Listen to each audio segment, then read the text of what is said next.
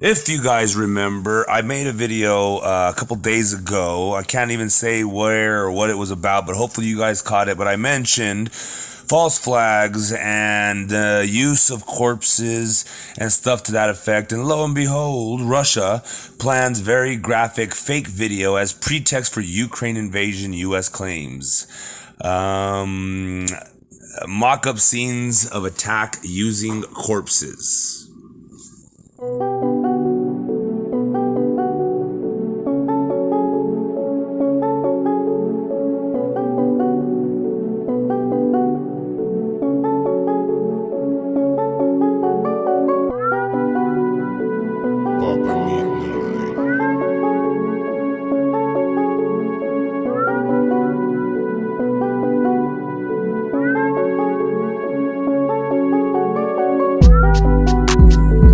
Welcome cartel members, Anons, Facebook friends, Twitter followers, and anybody else that might be watching. Thanks for joining me. My name is Julio. I am the Theorizing Theorist, and today we're going to dive right into this story. So, U.S. claims has evidence, Russia plan, very graphic fake vid with corpses, Turkish-made drones, and actors as pretext to invade. Now, we've heard this before many times. If you don't know, I made a video about a country with the initials NZ. And they all got taken down from BitChute, from Rumble. Some places wouldn't even entertain it. So in other words, I can't share with you the proof and all that. Hopefully you were able to catch it, and hopefully you're subscribed and you're watching my videos as soon as they come out so you don't have that issue. Anyway, the alleged plot would involve using corpses, footage of blown up buildings, fake Ukrainian military hardware, Turkish-made drones, and actors playing the part of Russian-speaking mourners. We don't know definitely that this is the route they're going to take, but we know that this is an option under consideration. The Deputy National Security Advisor, Jonathan Feiner, told MSNBC, adding that the video would involve actors playing mourners for people who are killed in an event that they would have created themselves. Feiner added that would involve the deployment of corpses to represent bodies purportedly killed of people purportedly killed in an incident like this. The Pentagon spokesman John Kirby said the video would have purported to show a Ukrainian attack on a Russian territory or Russian-speaking people in eastern Ukraine and would be very graphic. He added that the U.S. believed that the plan had the backing of the Kremlin. Our experience is that very little of this nature is not approved at the highest levels of the Russian government, Kirby said. U.S. officials said that the video would show Turkish-made drones taking part in the fabricated attack as a way of implicating NATO. Don't panic. Why Ukraine doesn't like Western talk of imminent attack. Read more. The claims are being made in the midst of a war of nerves between Russia and the U.S. and its allies, in which diplomatic exchanges and intelligence briefings are playing out alongside a relentless Russian military buildup around Ukraine's borders and U.S. and allied threats of devastating punitive economic measures if an attack goes ahead. Administration officials said the plan was to use the video as evidence of Ukrainian genocide against Russian speakers to justify Russian military intervention.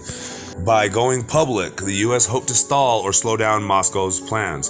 Feiner said it would make it much more difficult for them after the fact to claim that they had to do whatever they decided to do. The New York Times and Washington Post first published versions of the account given by administration officials, noting that the officials did not provide evidence for the U.S. claims. Britain said it agreed with the U.S. assessment, having conducted its own analysis of the intelligence reports. The two countries routinely share intelligence as part of the wider Five Eyes network, and London has been as ready as Washington to highlight what both see as an acute Russian threat to Ukraine. Liz Truss, the foreign secretary, said that the disclosures were clear and shocking evidence of Russia's unprovoked aggression and underhand activity to destabilize Ukraine. She added, the UK and our allies will continue to expose Russian subterfuge and propaganda and call it out for what it is. The US and UK have alleged that Russia has deployed operatives inside Ukraine to stage false flag attacks and has recruited Ukrainians to take over a puppet government that would collaborate with Russian occupation forces. James Roscoe, a British diplomat at the United Nations, said Russia says it will never invade Ukraine unless it's provoked. So just in case it is provoked,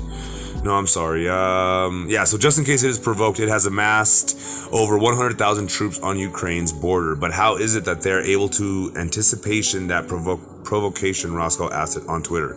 Perhaps because they are planning to stage that provocation. Now, the United States has been guilty of doing this, obviously, numerous times, and I'm not going to really dive into the specifics. You guys should know by now, especially you being the seasoned cartel members that you are. While we have this opportunity, be sure to like, subscribe, share, follow, all that good stuff. And if you want to donate to this channel here, all money stays with the channel, of course, but you go ahead and go down in the description box, click PayPal, Cash App, or Venmo, and I would very much appreciate the support. Anyway, back to it. So while massing troops around Ukraine, Russian officials have made repeated claims without evidence that Kyiv was planning to attack Russia or Russian speakers in eastern Ukraine rather than the other way around. Last week, a Moscow-backed separatist leader in eastern Ukraine, Denis Pushilin, repeated a frequent Russian claim that Ukraine had plans to launch a chemical attack on the breakaway region. Thursday's claims were the latest in a series of U.S. briefings on American intelligence assessments, some of which have irritated Ukraine's leadership and been rebuffed by officials in Kyiv. Last weekend, Reuters and CNN cited senior U.S. officials claiming Russia had moved blood supplies close to the border, indicating a potential imminent military attack. Ukraine's Deputy Defense Minister Hanna Maliar denounced the bloody supply claim, calling it a provocation designed to spread panic and fear in our society. On Thursday, Maliar told The Guardian she had checked that claim with Ukrainian intelligence agencies, which had their own sources. It simply wasn't true. We found no information to back this up. We did not see any blood supplies moved to the front or even in the civilian hospitals around the front, she said in an interview at a military airfield at Boryspil outside Kyiv. It's really important to look at the sources. These sources were anonymous, and I don't think it's right to use anonymous sources that cannot be checked, she said. Well, that's what we've been saying. Yeah, really funny how the score, I do believe now, is the theorizing theorists, not necessarily us, but just general theorizing theorists, have a score of like 1,000 to 0.